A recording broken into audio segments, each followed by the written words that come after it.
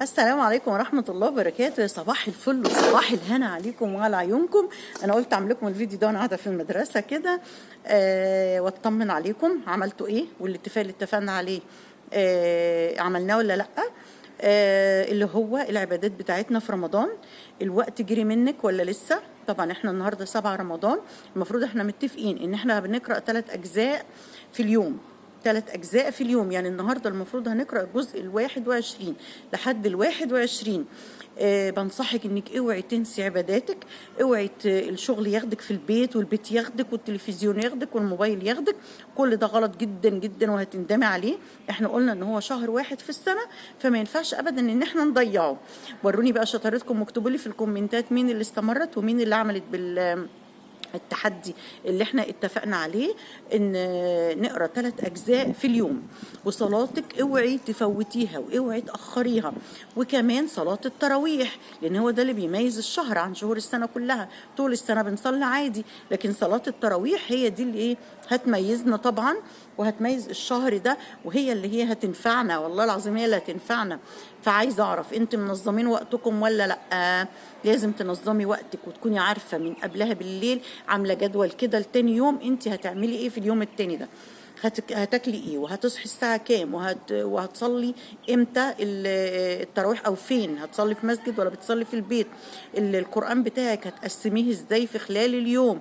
يعني انا ببقى نايمه وعارفه ان انا هصحى الصبح مثلا اصلي صلاه الضحى، وبعديها اقرا القران بتاعي جزء منه، بعد كده اصلي الظهر واقرا بعديه قرآن. فعلشان كده انا ماشيه بالجدول بتاعي تمام. هل انتم راح عليكم الايام، جريت الايام؟ تلحقي نفسك، الحقي نفسك، احنا لسه فيها. ما ينفعش ابدا شهر رمضان يعدي نطلع منه كده ما احناش مستفيدين وفائزين. لازم تطلعي منه فايزه على قد ما تقدري. شغل البيت عمره ما بيخلص، الاكل والشرب عمره ما بيخلص، وبناكل ونشرب طول السنه. فانت حاولي تنظمي نفسك علشان ما يضيعش منك شهر رمضان. انا هم موظفه برضو، وبخرج وبروح شغلي وبرجع، وبرضو محافظه على الحاجه اللي انا بعملها، ومحافظه على جدولي، ومنظمه نفسي. لو في يوم مش رايحه الشغل ده حلو، بكثف فيه قراءة القرآن وبكثف فيه الصلاة. فانت لازم اوعي يفوتك الشهر ده من غير ما تطلعي منه فائزة، من غير ما تطلعي منه فائزة. وقلنا قبل كده هنقرأ 3 أجزاء في اليوم. قولوا لي بقى، قرأتوا 3 أجزاء ولا لسه ما قرأتوش ال3 أجزاء بتاعتكم؟ وصلتوا للجزء الكام؟ لو لسه متأخرة كثفي كثفي، وربنا هيعينك، واستعيني بالله وربنا هيعينك إن شاء الله بإذن الله. عايزه اقول لكم ان تنظيم الوقت ده حاجه مهمه جدا، وفن واستراتيجيه مش اي حد بيعرف يعملها. فانت لازم تكوني عارفه ازاي تنظمي وقتك، وتنظمي شغل بيتك، وترتبي الدنيا. لو هتعملي حتى جدول، لو هتخططي جدول كده وفي أجندة جميلة كده بتاعتك، وتكتبي المهام بتاعتك يوميا اللي مطلوبة منك هي ايه.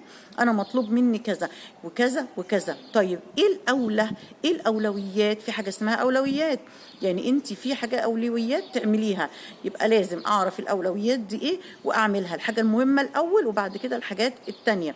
لكن حياتك كلها لو مشيتي بيها منظمه وبجدول تمام، بتعرفي تعملي جدول جوه دماغك وتخطيط جوه دماغك، وان انت من قبل ما تنامي بالليل كده انا هصحى الصبح اعمل كذا وكذا وكذا، يبقى تمام. بتنسي، يبقى لازم تخططي جدول في اجنده، وجدول مكتوب ومتنظم ليومك ولوقتك والمهام اللي مطلوبه منك في اليوم ده ايه. وطبعا الموظفه غير اللي هي بتبقى مش بتشتغل وبتبقى في البيت، يعني ده بيفرق مع ده. كل واحدة ليها أولوياتها، وكل واحدة ليها مهامها اللي هي المفروض بتقوم بيها. فشوفي المهام بتاعتك ايه وقسميها من الأولى فالأولى، وترتبي الدنيا. لو عايزيني مساعدة ان ازاي اعمل جدول، قولوا لي في الكومنتات وانا هقول لكم ازاي تخططي جدول. انا بخطط جدول ساعات في دماغي، لكن لو في ايام ضغط او في عندي مهام كتيرة بعمل الجدول في ورق، بعمله في اجنده عندي واحطها الصبح قدامي كده. والحاجه اللي اعملها اعلم عليها، بتبقى متعه قد ايه ان انت تعلمي على الحاجه اللي انت خلصتيها، او الحاجه اللي انت اديتيها وخلصتيها. انا عملت ده وعملت ده وعملت ده، طب فاضل كذا وفاضل كذا، وتبقي مقسمه نفسك ومنظمه نفسك. اوعي تسيبي نفسك ابدا للتليفون، والموبايل. اوعي الموبايل والتليفون ده هو اللي بوظ حياتنا كلها يا جماعه، بوظ حياتك، حسسك ان ما عادش في وقت ولا عاد في بركه في الوقت. واصلا الوقت بقى بيجري بسرعه جدا جدا، من ساعه ما بتصحي لحد ما بتنامي في ثانيه، يعني تحس اليوم اصلا ساعه. فاحنا الموضوع مش ناقص ان احنا نضيع الوقت علينا، مش ناقص ان احنا نقعد قدام مسلسلات. اوعي تتفرجي على مسلسلات في رمضان. انا والله ولا مسلسل لحد دلوقتي الحمد لله، يا رب ديمها نعمه عليا، ولا مسلسل متابعه. حابه انت بتحبي المسلسلات وما انتش قادره مثلا ممكن تتابعي مسلسل واحد بس تكوني مخلصه كل المهام بتاعتك، وتكوني قارئه القران بتاعك والورد بتاعك بتاع كل يوم اللي اتفقنا عليه يكون خلصان ويكون معمول. وقتها بقى اقعدي قدام التلفزيون ماشي اسمعي مفيش مشكله، مع ان انا بفضل طبعا الاذكار والاستغفار والتسبيح في الوقت الفاضي بتاعك، لكن كل واحد وقناعاته وكل واحده وهي اللي حابه تعمله. لكن انا بنصحك ولوجه الله تعالى يعني المسلسلات بتاع رمضان دي كلها تتعاد تاني، ما هتتعاد تاني بعد رمضان. عايزه اقول لكم الشمس سخنه سخنه جدا، يعني الشمس سخنه قوي، بس انا مستمتعه بيها قوي قوي قوي. يا رب يجعل ايامنا كلها جميله كده ومشمسه ومنوره، واحنا في اجمل شهر، اجمل فصل في السنه، فصل الربيع طبعا. بس فزي ما بقول لكم كده ان انت تنظمي وقتك وتستفادي من وقتك، واوعي تضيعي ابدا ابدا ابدا لحظه مش في حاجه مفيده. تحس ان انت اذا انا ما عملتش حاجه مفيده. اتعلمي حاجه جديده، اتعلمي حاجه جديده. لو اتعلمت كل يوم حاجه جديده حاجه مهمه جدا ان شاء الله، حاجات على الموبايل، حاجات على الكمبيوتر، حاجات في وصفات معينه. ما تضيعيش حياتك كده، ما تحسيش ان انت قاعده تكنسي وتمسحي وتعملي وخلاص، لا اعملي حاجه مهمه ليكي. وخصوصا شهر رمضان لازم زي ما اتفقنا نطلع منه ايه، نطلع منه فائزين فائزين. انا خلاص الحمد لله في الجزء 21.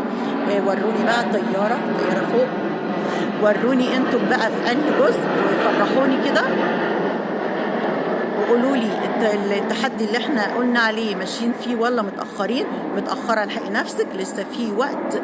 حاولي مثلا تعملي اكل يومين على اساس تاني يوم تبقي انت ما عندكيش اكل، لان الاكل هو اللي بياخد وقت مننا في المطبخ جدا لو انت متاخره يعني. وتخلي اليوم ده كله انك تعوضي فيه قراءه القران. ربنا يتقبل مننا جميعا، وكل سنه وانتم طيبين. ما تنسوش اللايك للفيديو، والسلام عليكم.